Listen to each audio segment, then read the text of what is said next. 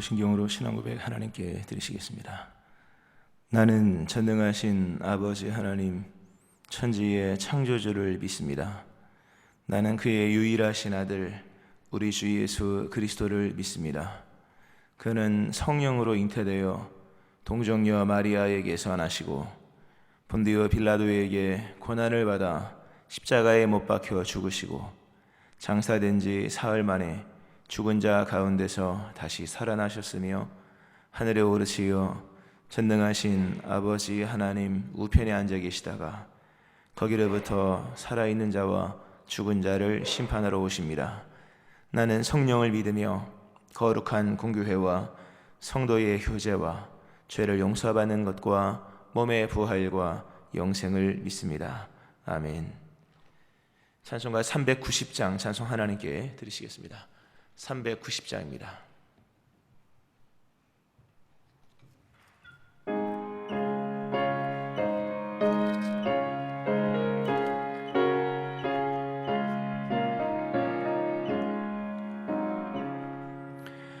예수가 거느리시니 즐겁고 평안하구나.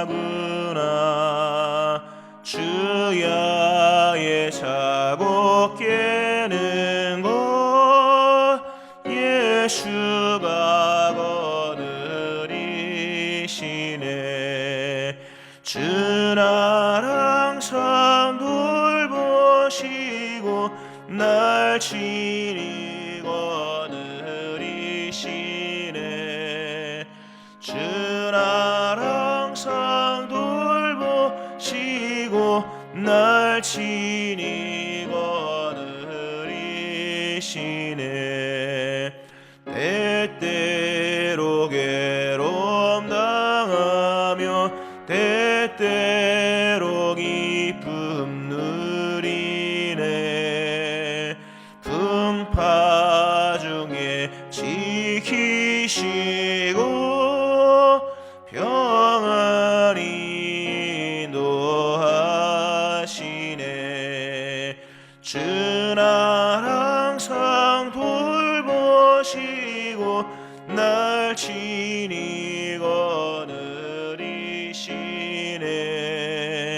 주 나를 항상 돌보시고 날 친히 거느리시네.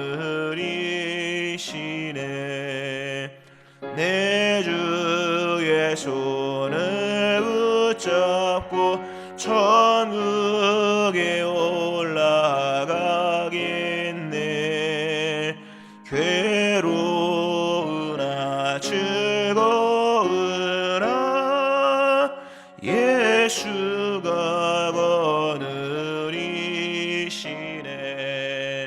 주 나를 항상 돌보시고 날 친히 거느리시네. 주 나를 항상 돌보시고 날 친히 거느리시네. 이 세상 이별할 때에 마귀의 권세이네. 천국에 가는 그 길도 예수가 거느리시네. 주 나를 항상 돌보시고 날 친히 거느리시네. 주 나를 항상 돌보시고 날 친히 거느리시네. 아멘. 1000번임을 드린 분 있습니다. 기도하시겠습니다. 하나님의 은혜로 구원받은 백성들, 오늘도 하나님의 전에 새벽에 나와서 예배할 수 있도록 우리를 깨우시며 또 하나님의 행하신 모든 영광들을 노래할 수 있게 하심을 감사드립니다. 이것이 우리의 삶의 기쁨이며 승리임을 고백합니다. 날마다 주의 전에 가까이 하게 하시며 날마다 하나님의 그 선하심과 이루시는 그 거룩하신 하나님의 역사들을 찬송하고 예배하는 자의 삶을 살게 하여 주옵소서. 오늘도 주를 부르며 또 주를 사모합니다. 우리 안에 충만하게 임하시며 역사하시고 오늘도 우리의 삶이 주님 원하시는 삶이 되게 하시고 믿음의 길, 말씀의 길을 따라 살아가는 순종의 삶이 되게 하여 주옵소서. 지각이 있고 깨어 있으므로 주의 재림을 기다리고 천국을 소망하는 그 즐거움 속에 오늘도 믿음의 승리가 일어나게 하여 주옵소서. 오늘도 하나님께서 우리의 삶의 복을 허락하심으로 우리 경내와 우리 환경과 우리 손의 수고와 우리의 모든 시선과 우리의 모든 만남 속에 하나님의 사랑 또 하나님의 복음의 능력이 나타나게 하여 주옵소서. 하나님, 오늘도 주의 이름 부르며 간구하는 자들의 기도를 들으시고 나음과 회복과 치유 그 충만한 역사 있게 하여 주옵소서. 돌아오는 주일에 우리 교육부 부활절 드라이브 인 예배를 준비하고 있사오니 친히 임하시며 하나님 모든 것을 더하셔서 우리 아이들이 주님께 나와 즐거이 예배할 수 있게 하여 주옵소서. 1000번 예물 주께 드린 귀한 심령 복되게 하시고 간구에 응답하여 주옵소서. 오늘도 말씀 속에 충만하게 우리 가운데 역사하시오며 예수님의 이름으로 기도합니다. 아멘. 이사야 49장 1절부터 4절 말씀 보시겠습니다.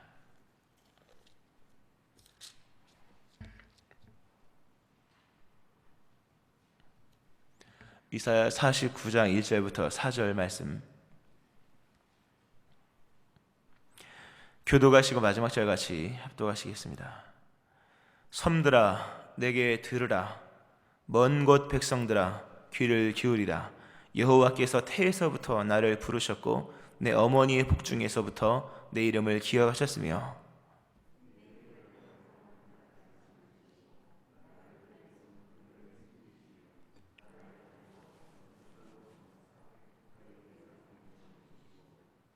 내게 이르시되 너는 나의 종이요 내 영광을 내 속에 나타낼 이스라엘이라 하셨느니라. 그러나 나는 말하기를 내가 헛되이 수고하였으며 무익하게 공연히 내 힘을 다하였다 하였도다. 참으로 나에 대한 판단이 여호와께 있고 나의 보응이 나의 하나님께 있느니라. 아멘. 하나님의 크신 은혜가 오늘 새벽에 나와서 예배하시는 여러분들이 함께 하시기를 주의 이름으로 축원합니다. 아멘. 이사야서 어제부터 계속해서 보고 있습니다. 말씀드린 것처럼 이사야서는 그 심판과 또 징계에 대한 말씀과 그 이후에 구원과 회복에 관한 말씀입니다. 역사적 상황 속에서는 말씀드린 것처럼 바벨론 포로 아수르의 현재 침공 그런 상황이 놓여 있는 말씀인데, 궁극에는 죄로 말미암아 심판당하는 그 백성들을 하나님께서 구원하신다라고 하는 부분으로 얘기하고 있고, 그것은 그리스도 예수에 대한 예언으로서, 모든 성경은 예수님에 대한 예언인데 이 이사야서 특별히 이제 40장 이후에 위로하시는 그 하나님의 위로가 결국 누구를 통해 이루어지느냐? 하나님의 구원은 하나님의 구속 사역을 통해 이루어집니다. 우리 엘리베이터 안에 그 위대한 비전, 담대한 사역 이렇게 써 있죠. 위대한 비전, 담대한 사역. 비전이 뭐 구호로 이루어지는 것은 아니고 사역을 통해 이루어지는 것처럼, 또 사역은 일꾼을 통해 이루어지는 것처럼 하나님의 구원을 찬란하게 말씀하고 있는 이사야서의 말씀도 구원은 구속 사역을 통하여, 구원 사역을 통해 이루어진다. 그 구속 사역을 누가 그렇게 하나님이 원하시는 그 내가 내 영광을 주리라, 영광이 그 충만한 만큼 누가 이룰 수 있겠는가? 사람은 못하죠. 성경에 수많은 믿음의 사람들이 왔으나 그들이 뜻도 갸륵하고 또 큰 의미 속에 하나님의 은혜 가운데 이루어진 걸로 인정해 주셨으나 그건 하나님이 인정해 주셔서 이루어진 거고, 정말 하나님 보시기 흡족하게 이룰 수 있는 사람은 없죠. 근데 그 단 한 분이 이제 등장하는 겁니다. 그분이 바로 메시아 예수님입니다. 하나님의 구원, 죄를 지은 인간에 대한 하나님의 구원은 하나님의 구속 사역을 통해 이루어지고, 그 구속 사역은 그 하나님이 기름 부어 세우신 일꾼으로 만들어지는 거죠. 그리스도, 메시아, 그분이 바로 예수님. 그러니까 이사야서 전체는 그런 구도 속에서 예수님에 대한 예언을 계속 해나가고 있습니다. 예수님에 대한 예언을 하면서 그 하나님이 보시고 기뻐하시며 부르시는 그 노래 또는 그런 여호와의 종의 노래가 나옵니다. 여호와의 종의 노래가 전체 이사야서에 4번 나옵니다. 우리가 한 번 봤습니다. 한 번 봤습니다. 42장 1절부터 9절에 여호와의 종의 노래가 나옵니다. 그런 아주 은혜로운 말씀 나오죠. 또 본문도 여호와의 종의 노래입니다. 49장 1절부터 7절까지가 여호와의 종의 노래, 50장 4절부터 9절까지, 그리고 52장 13에서 53장 12절까지 4편의 여호와의 종의 노래가 나옵니다. 예수님이 누구신가, 그분의 실체, 그분의 성격, 그분의 사명 등을 말씀해 주고 있는 여호와의 종의 노래가 나옵니다. 그리고 이사야서 53장 그 고난받는 종의 노래, 그는 실로 우리의 질고를 지고, 그것도 여호와의 종의 노래입니다. 그런 여호와의 종의 노래가 4번 나오는데 그 첫 번째, 지금 두 번째거든요. 첫 번째 제1의 여호와의 종의 노래는 하나님이 부르신 노래입니다. 하나님이 나는 내 영광을 다른 이에게 주지 않겠다, 나는 오직 그에게만 주겠다, 예수, 이게 나오는 거거든요. 그 종의 노래가 우리가 뭐 한참 전에 봤죠. 42장이니까. 오늘 본문도 여호와의 종의 노래인데 오늘 본문은 여호와의 종이 부른 노래입니다. 예수님이 부른 노래죠. 하나님이 부른 여호와의 종의 노래가 아니라 오늘 본문의 말씀은 하나님이 보내신 구속사역을 이루신 메시아가 부르시는 노래로서 이제 이사야가 감동받고 기록해 놓은 말씀이죠. 이 여호와의 종의 노래를 보면 예수님이 누구신가, 어떤 분인가를 알 수 있다고 말씀드렸듯이 오늘 본문에도 섬들아 내게 들으라, 백성들아 귀를 기울이라, 들어봐라. 어떤 노래인가? 여호와께서 태에서부터 나를 부르셨다. 여호와의 종, 물론 그 세례 요한도 그렇고 삼손도 그렇고 이렇게 태에서부터 이미 부모에게 부름받은 그 부모를 지명하여 종들을 나게 한 경우도 있습니다만 다 부족하죠. 근데 오늘 예수님은 마리아 그리고 요셉 동시에 그 수태고지를 주심으로 태에서부터 지명을 받고, 그리고 물론 태에서부터겠습니까? 훨씬 이전부터죠, 당연히. 어머니의 복중에서부터 내 이름을 기억하셨으며 아들을 낳은 이름을 예수라 하라. 하나님이 특별한 케이스에는 이름을 지명해 주십니다. 이름을. 요한도 그랬죠. 그리고 예수님도 그랬고, 이 사람만이 그 일을 할 수 있다. 이렇게 되는 거예요. 아무나 그 일을 할 수, 그러니까 우리가 공유된 일이 있는 거잖아요. 우리 모두가 부름 받아서 우리가 복음을 전가하는 거는 다 공유된 일이에요.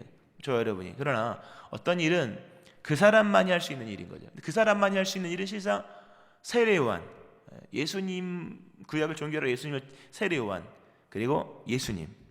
세례 요한은 거기서 끝나고 예수님만이 하나님의 기름 부으심 받은 사람이에요. 무엇을? 인간을 구원할 수 있는. 그러니까 그분만이 이제, 그러니까 그런 의미 속에서 예수님이 태어나시기 전에 하나님은 예수님의 이름을 정해 주시잖아요. 이름을 다른 이름으로 쓰지 말아라. 메시아 이름 예수밖에 없어요. 어느 누구도 그 다른 이름으로 구원자가 날 수가 없습니다. 하여튼 그건 긴 얘기니까 그것까지만 하고요. 그렇게 이제 얘기를 하고, 예수님이 이 땅에 오셔서 어떤 일을 하시냐. 오늘 2절에 보면 내 입을 날카로운 칼같이 만드셨다. 그리고 나를 갈고 닦은 화살로 만드셨다. 예수님 이 땅에 오셔서 행하신 구원 사역, 그것은 두 가지로, 오늘 본문상으로는 두 가지입니다. 물론 7절도 더 있고 쭉 인글되면 더 나오지만 오늘 본문만 읽은 부분에서 중점적으로 볼 것은 예수님은 날카로운 칼 같은 입을 가지고 오셨다. 예수님 날카로운 칼, 예수님은 칼로서 오신 거죠. 예수님 말씀, 내가 화평을 주러 온 줄로 생각하지 말라. 화평이 아니요 검을 주러 왔다. 예수님은 검으로 오셨다는 것. 또 하나, 예수님은 갈고 닦은 화살, 하나님의 화살통에 들어있는 하나님의 화살로 오셨다 하는 거죠.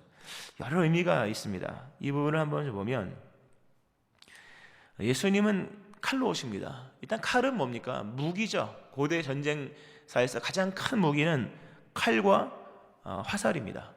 물론 창도 있겠죠. 당연히 그런 의미적 다 통칭하는 거죠. 칼로서 오셨다. 예수님은 대적을 무찌르시는 승리로 오신 겁니다. 마귀의 권세, 죽음의 권세, 죄와 사망의 권세, 맨 마지막에 멸망받을 원수, 마귀, 예수님께서 이미 그 죄를 다 짊어지시고 죽으시고 부활하심으로 죄는 사라졌고 대속됐고 생명은 부활로서 끝난 거예요. 이미 대적의 머리는 짓밟힘을 당한 겁니다. 아직 그 기한이 남아있어 유예된 상태로 남아있으나 이미 맨 마지막에 멸망받을 완성 멸망을 받은 겁니다. 이제 그때가 되면 이제 맨 마지막에 이제 끝나는 거죠. 완전히 그렇게 대적을 무찌를 수 있는 그 하나님의 칼로 오셨습니다. 성도의 승리는 오직 그리스도 예수를 통해서만 일어날 수 있습니다. 예수님은 칼이십니다. 예수님은 검입니다. 누구도 마귀를 대적할 수는 없습니다. 이건 뭐 차원이 다르고 존재가 다르고 뭐 힘이 다르고, 그러나 그리스도 예수의 이름으로 나아가면 마귀는 무찌를 수 있는 대상이 됩니다. 마귀를 대적하라, 그래 너희를 피하리라. 또 그리스도 예수를 통해서만 완전한 승리가 일어납니다. 완전한 승리가 일어나는 거죠. 사단의 세력을 멸하신 예수님, 또 화살도 마찬가지입니다. 이 먼 거리에서 적의 심장을 쏠 수 있는 그 화살, 예수님은 대적을 공격하는 하나님의 화살입니다. 그러니까 마귀와 영적 전쟁에서 우리는 이 예수 그리스도의 이름으로 믿음을 굳게 하여, 믿음은 복음이고 복음 그리스도 예수의 말씀이니까 그리스도 예수로 마귀를 대적할 수 있음을 우리는 알아야 하죠. 믿어야 하는 거죠. 이렇게 칼과 이 화살로서 오신 예수님, 동시에 예수님은 칼로서 오셨다. 이 칼은 또 다른 의미가, 이게 이 단절 또는 끊음, 긍정적 측면의 새 출발, 이런 뜻입니다. 아브라함이 하나님을 만났을 때, 하나님이 아브라함에게 찾아오셨을 때 하나님이 행하신 첫 번째 일이 뭡니까? 본토와 친척과 아버지의 집을 떠나라, 내가 내게 지시할 땅으로 가라. 새 출발의 역사, 단절의 역사, 끊음의 역사가 일어나는 거예요. 옛것과 새것, 복음이 뭐냐? 복음은 새 것이다라는 말씀을 주일날 짧게 드렸는데, 옛 것을 끊지 못하면 썩을 것으로는 썩지 않을 것을 입을 수가 없습니다. 그리스도 예수로서만 썩을 것에서 벗어나 썩지 않을 것으로, 사망의 것, 죽을 것에서 벗어나 생명의 것으로 옮겨질 수가 있는 거예요. 예수 그리스도로서만 아담으로부터 시작된 모든 것을 끊을 수 있는 이런 단절의 역사가 일어나는 겁니다. 그리스도 예수로는 끊을 수 있습니다. 세상에 수많은 끊지 못하는 것이 얼마나 많습니까? 뭐 습관도 못 끊고, 버릇도 못 끊고, 뭐 중독도 못 끊고, 뭐 아쉬운 것도 많고, 욕심도 많고, 본성도 있고. 그러나 그리스도 예수로 끊을 수 있다 하는 거예요. 끊어진다. 또 예수님은 예수님을 통해 우리가 끊는다도 있겠지만, 예수님은 우리를 끊게 하십니다. 본토와 친척과 아버지의 집을 떠나는 아브라함의 심경이 등짐지고 소풍 가는 듯 그렇게 됐겠습니까, 여러분? 그게 쉬운 일이 아니에요. 그러나 그렇게 하라 말씀하신 말씀을 주신다는 사실입니다. 하나님의 말씀 살아있고 활력이 있어. 날성검처럼, 좌우의 날성검처럼 어떤 것보다, 로마에 쓴 어떤 것보다 예리하여 홍과 영과 관절과 결소를 찔러 쪼개기까지 하며 마음과 생각을 감찰하시는, 뜻을 감찰하시는 하나님. 예수님이 역사하시면 끊어짐의 역사, 단절의 역사가 일어나고, 또 단절의 역사를 우리에게 행하게 하십니다. 다 끊게 하시죠.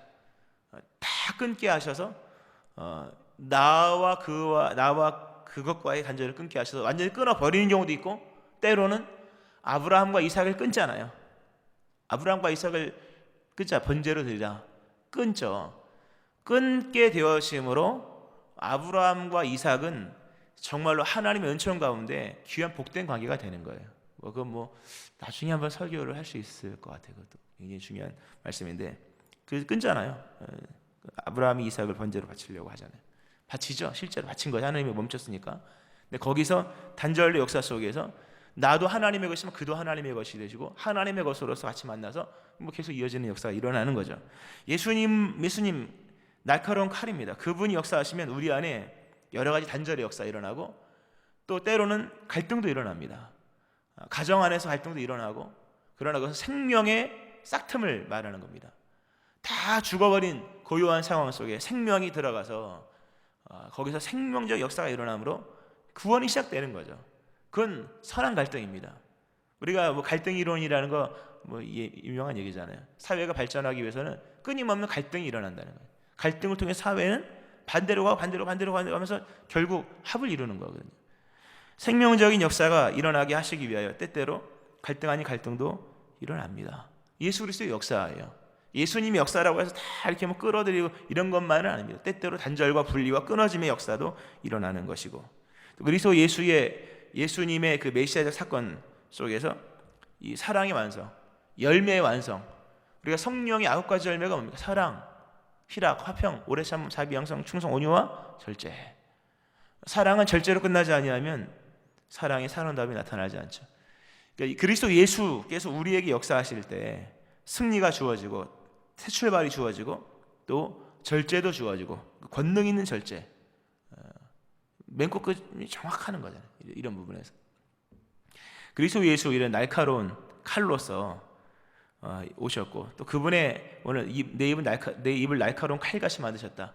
예수님의 그 산상수훈이나 그 구약에 대한 강화, 더 강화시키고, 또는 구약에 대한 내용을 잘못된 걸 끊어버, 이런 내용들을 보면 진리가 여기 있구나. 정말 그 다이아몬드 원석을 날카롭게 이렇게 깎아서 빛이 바라게 하시는 것처럼 진리의 진리됨을 예수님의 입을 통해서 우리는 경험할 수 있는 거죠.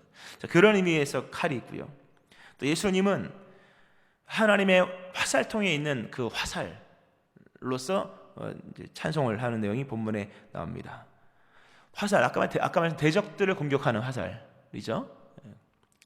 그런가 하면 이 화살 속의 의미는 이런 큰 뜻이 있습니다. 우리가 죄를 구약적 개념 속에서 신약에서 이제 화살이 빗나간 거고, 구약으로 말하면 담을 넘었다 이렇게 되는데, 어쨌든 이 화살 앞부분에서 한번 나왔습니다. 앞부분에서 이사야 예전에 한번 나왔는데, 관역에서 빗나간 게 죄라고 우리는 알고 있잖아요. 상식적인 얘기죠. 하나님의 목표가 인간을 만들 때 하나님은 그냥 만든 게 아니에요. 진화론에서 얘기한 것처럼 인간이 그냥 끊임없는 생에 대한 집착에 의해서 방향도 뜻도 없이 계속 무한대의 의미가 없는 공허한 그런 진화가 아니라는 거죠.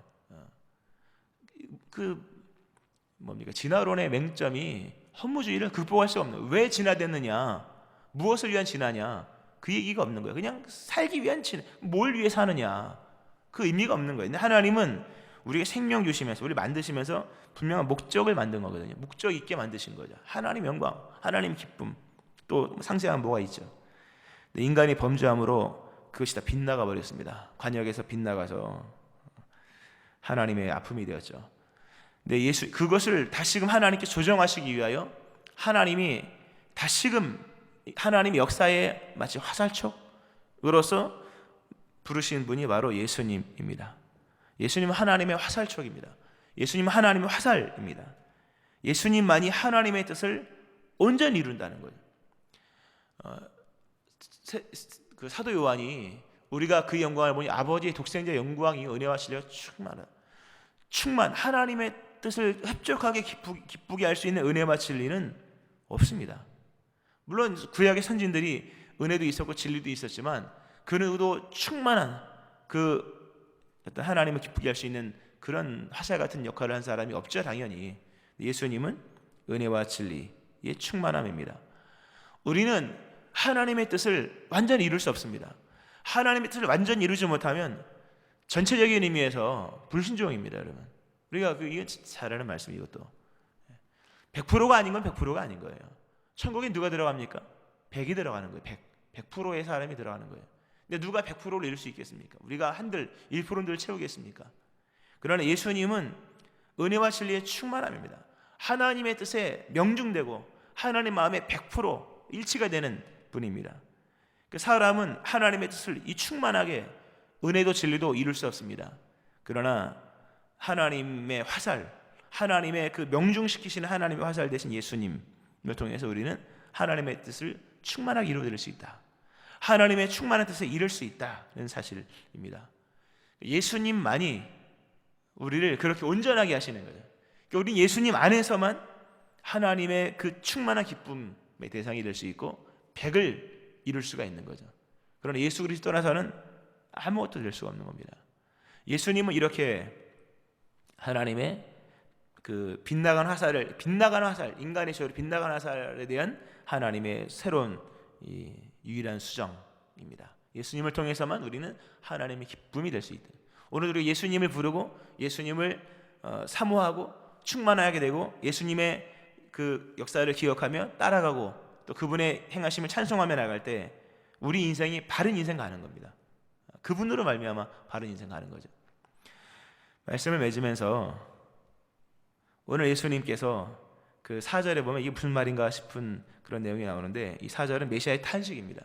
예수님 이렇게 하나님의 날카로운 칼로 또는 어떤 날카로운 화살로 인간을 구원하기 위해서 오신 예수님을 못 알아보고 예수님을 핍박하고 예수님 외면했던 사람들의 메시아의 탄식. 그럼에도 불구하고 예수님은 4절에 보면 참으로 나에 대한 판단이 여호와께 있고 나의 보응이 나의 하나님께 있느니라. 예수님은 철저히 은혜로 왔다는 얘기입니다. 이게 예수님 이 땅에서 엄청난 억울한 일 많이 당하셨거든요. 예수님이 죽을 이유가 뭡니까? 죽을 이유가 없는 거예요. 비록 죽으셨으나 죽을 죄는 하나도 짓지 않았습니다. 그럼에도 예수님은 죽으셨죠. 예수님은 그 억울한 일도 많았고 누명 쓴 일도 많았고, 그렇죠. 그러나 한 번도 예수님은 보응하지 않아요. 예수님은 하나님의 은혜의 충만함입니다. 예수님은 그 판단과 보응을 다 하나님께 맡깁니다. 이사야서 말씀에 베드로전서 2장의 말씀에 그는 범죄하지 아니하시고 그 입에 거짓도 없으시며 욕을 당하시되 맞대어 욕하지 아니하시고 고난을 당하시되 위협하지 아니하시고 오직 공의로 심판하신 이에게 부탁하시며 친히 나무에 달려 그 몸으로 우리 죄를 담당하셨으니 이는 우리 죄로 죄에 대하여 죽고 의에 대하여 살게 하려 하심이라. 철저하게 예수님은 은혜로서만 이 땅에 오셨습니다. 은혜로서 그 모든 것을 다 완성하십니다. 은혜가 완성된 거예요. 구원이 완성된 겁니다. 만약 예수님이 이 땅에 오셔서 하나님이 판단하시고 하나님이 보응하실 것을 만약에 행하시다 보세요. 이게 뭐가 이상해지는 겁니다. 사실요. 예수님 충만한 은혜로 오셔서 판단과 보응을 다 하나님께 맡기고, 그러니까 얼마나 은혜입니까? 내가 판단받고 내가 보응받아야 되잖아요. 내 판단과 보응을 하나님께 맡기고 예수님 마치 내가 의인인 것처럼 나를 사랑하셨다는 거예요. 내가 판단받고 내가 보응받아야 되고 예수님이 그렇게 내가 너를 판단하고 내가 너를 보응한다 하면 그 사랑이 충만하게 되겠습니까? 예수님은 정말 우리를 모르시는 분처럼 그냥 우리가 진짜 좋은 사람인 것처럼 우리를 사랑하신 거예요. 판단과 보응을 맡기고, 판단과 보응, 우리 인간의 허물과 죄를 다 하나님께 맡기고 마치 죄 없는 인간처럼 그렇게 우리를 사랑하시다. 에덴 동산에서 하나님이 아담과 하와를 그렇게 기뻐했듯이 하나님 판단과 보응을 하나님께 맡기고, 예수님은 우리에 대한 판단과 보응을 하나님께 맡기고 우리를 정말 판단받을 것이 없고 보응받을 것이 없는 인간인 것처럼 우리를 사랑하셨다는 거죠. 그러니까 그분의 사랑은 진짜예요. 그분의 대속은 진짜인 거예요. 그냥 거래상으로 내가 너를 대신해 죽을게, 이런 얘기가 아닌 거예요. 마음과 뜻과 모든 게 다 우리를 위한 것입니다. 거죠. 그런 충만한 사랑으로서 우리를 사랑하셨고 우리를 대신하여 죽으신 거예요. 그러니까 그분의 죽으심은 우리를 진짜 완전히 대속한 거죠. 이 그리스도 예수에 대한 이러한 은혜, 오늘도 예수 그리스도의 통치 가운데 그 칼의 역사 또는 화살의 역사, 승리의 역사, 또 바른 교정의 역사 또는 새로운 새 출발의 역사 뿐만 아니라 오늘 그리스도 예수의 이 충만한 사랑의 충만함이 우리 안에 충만해지는 이런 은혜 여러분과 일어나기를 주의 이름으로 축원합니다. 아멘. 기도하겠습니다. 하나님 아버지, 하나님께서 예수님을 보내심으로 우리를 구원하셨습니다. 실로 감사를 드립니다. 그리스도 예수 칼로서 오셨고 화살로 쏘심으로 우리에게 승리가 주어졌고 우리에게 옛것과 새것의 그런 구분이 생겨지게 되었고 이전 것이 끊어지게 되었으며 또 새로운 출발, 새로운 떠남, 생명적인 새 출발이 일어나게 되게 하신 것 감사드립니다. 우리 인생이 빗나가고 어그러져서 이제껏 살아온 날들이 참으로 부끄럽지만 그리스도 예수 안에 거함으로 그 하나님의 화살, 하나님의 뜻을 충만함으로 이루고 온전함으로 명중시키시는 그리스도 예수 안에 거하게 하심으로 인하여 우리가 비록 빗나간 인생 같은 삶을 살았으나 전국의 우리의 삶이 하나님 보시기 흡족하게 하시는 그 역사를 찬송합니다. 뿐만 아니라 우리가 판단받고 보응받을 자이오나 판단과 보응을 하나님께 맡김으로 예수님 정말 우리를 온전한 자를 사랑하듯이 사랑하심으로 우리를 대속이 그 충만한 은혜 가운데 이루어진 것을 말씀하신 주님, 들리며 믿으며 감사하며 감격하며 오늘 이 충만한 은혜로 하루를 살아가고 인생을 열어가는 백성들, 살아가는 백성들 될 수 있게 하여 주옵소서. 위대하신 그 은혜를 찬송드리며 예수님의 이름으로 기도합니다. 아멘. 384장 찬송 하나님께 드리시겠습니다. 384장입니다.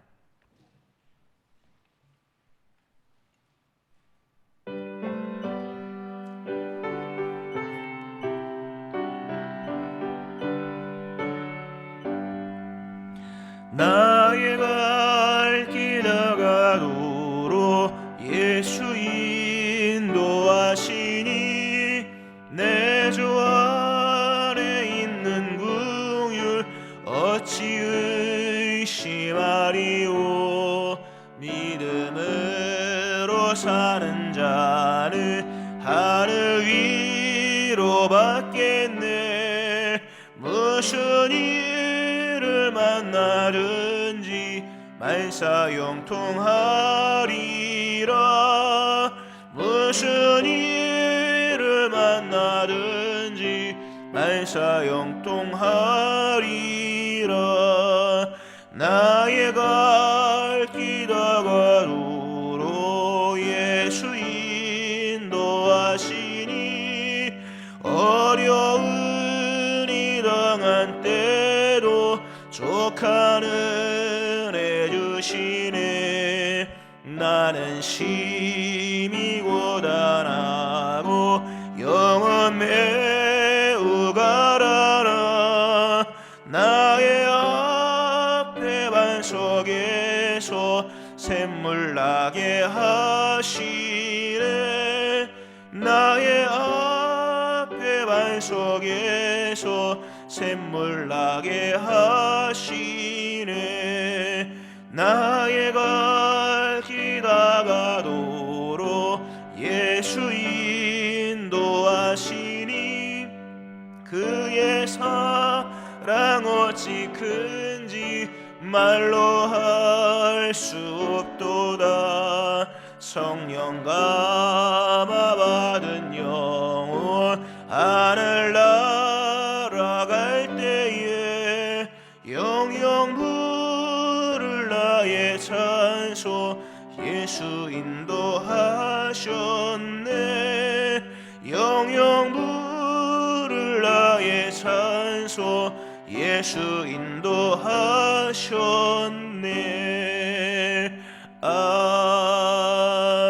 아멘.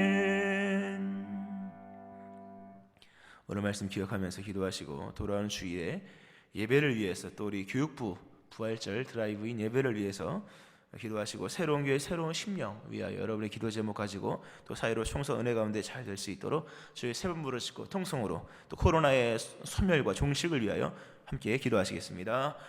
주여 주여 주여